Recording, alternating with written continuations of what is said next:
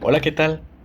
Hoy vamos a hablar de la carcinogénesis del cáncer oral y el virus del papiloma humano. Hay que recordar que este cáncer oral va a representar un 2% de todos los cánceres que afectan al cuerpo y de hecho se considera la quinceava causa principal de mortalidad por cáncer en el mundo. Hay que recordar que cómo es que nida o viaja este virus hacia la mucosa oral. Para esto, recordemos que las relaciones sexuales de tipo oral van a ser el principal motivo de que este virus llegue a las células escamosas específicamente de la mucosa oral. Y recordemos que el epitelio de la mucosa oral va a estar revestido por un epitelio escamoso estratificado. Entonces, el carcinoma de células escamosas va a representar un 90 o 95% de todos los cánceres orales. Para esto hay que recordar un poco del cáncer oral, pero para esto es importante también recordar un poco del virus del papiloma humano. Bueno, el virus del papiloma humano sabemos que es un virus que pertenece a la familia de los Papillomaviridae de tipo icosaédrico, así como se observa en la imagen, y no tiene manto. En este, pues obviamente a lo largo de los años se ha secuenciado su genoma y se estima que existen aproximadamente 150 tipos de virus del papiloma humano, pero esto lo ha permitido dividirlo en 5 géneros. Entonces, de los 5 géneros, el que más nos importa y el que es más propenso a desarrollar lesiones a nivel cutáneo mucoso va a ser del grupo alfa. De este grupo alfa se ha codificado 8 genes, de los cuales se va a clasificar de la manera siguiente.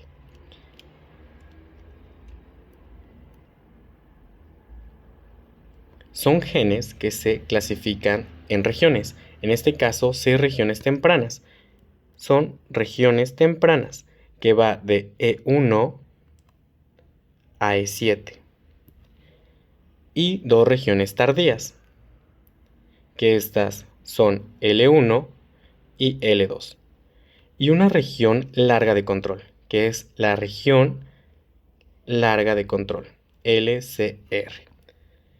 De esto, los genes del grupo temprano, es decir, del grupo E, tienen una función importante en la replicación y la transcripción y la transformación, mientras que los grupos del grupo tardío, es decir, el grupo L, son responsables de codificar la información para la formación de proteínas, en este caso de la capsidae viral. Y la región larga de control, LCR, como su nombre lo indica, es la responsable de contener elementos que regulan la replicación y la transcripción.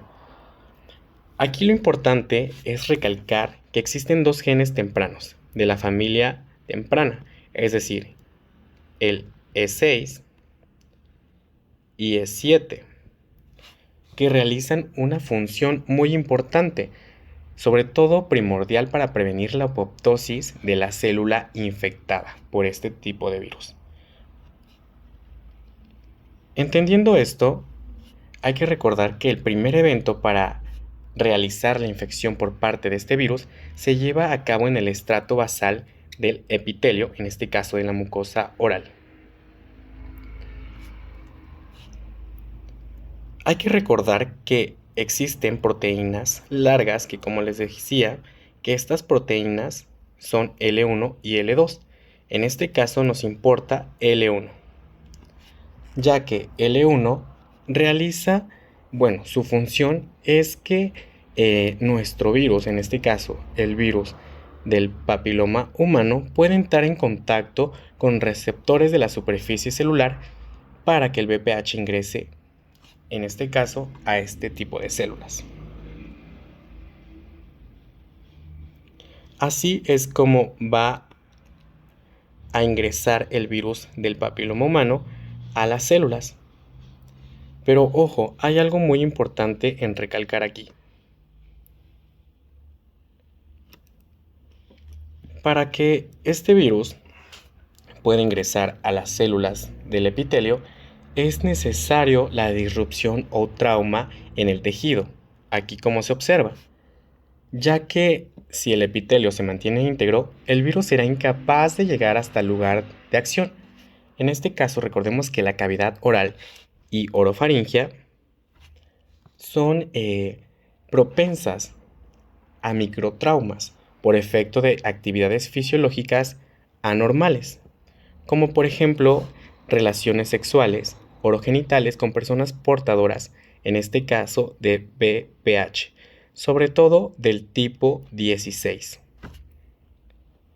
Entonces, una vez que este virus entra en contacto con la célula objetivo, el ADN viral, recordemos que el ADN de los virus va a ser de forma circular, puede mantenerse en estado de reposo o entrar en un estado de transcripción activa. Recordemos que el VPH no codifica sus proteínas que realicen la transcripción de su genoma, por lo que va a depender en este caso de la mitosis y de la maquinaria de la replicación de la célula huésped para llevar a cabo su función de replicación.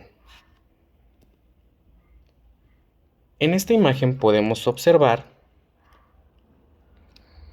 que una vez que se integró el ADN a la célula huésped, se va a perder la proteína E2, proteína principal. Aquí es como se integra el ADN circular del virus al núcleo de la célula. Entonces, E2 se pierde. Al perderse esta oncoproteína, que es encargada de la regulación transcripcional, se sobreexpresan dos oncoproteínas muy importantes, que son E6 y E7. En este caso, recordemos que E6 se va a unir a un complejo y E7. Este complejo va a estar regulado principalmente de E6 por la proteína P53 y se forma el complejo E6P53 y que en el oncogen de E7 se va a unir a un complejo para formar el complejo E7PRB.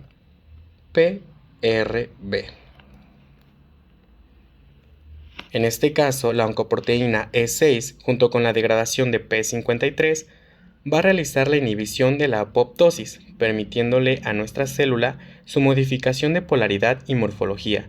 También va a inhibir, en este caso, acetiltransferasas de histonas que acetilan y estabilizan, en este caso, nuestra molécula de P53. Y también puede interactuar con otras proteínas que están involucradas en actividades de transformación celular, por ejemplo, en coactivadoras transcripcionales y proteínas involucradas en la polaridad. Lo que nos va a tener como resultado este complejo va a ser la evasión de apoptosis, es decir, que la célula infectada no pueda morir, la activación de telomerasa y la inestabilidad genómica. En este caso, en E7, que es la oncoproteína, junto con la interacción de PRB, en inactivación de este complejo va a ser su inactivación, va a permitir la desregulación del ciclo, liberando así un factor de transcripción que va a ser el factor E2F, y así promoviendo la transcripción de genes relacionados con la proliferación celular y la síntesis de ADN. Estos complejos son muy importantes, ya que como consecuencia nos van a tener morfológicamente los cambios de nuestra célula, es decir, nuestra célula maligna. Y así es como se produce la oncogénesis del virus del papiloma humano y el cáncer oral.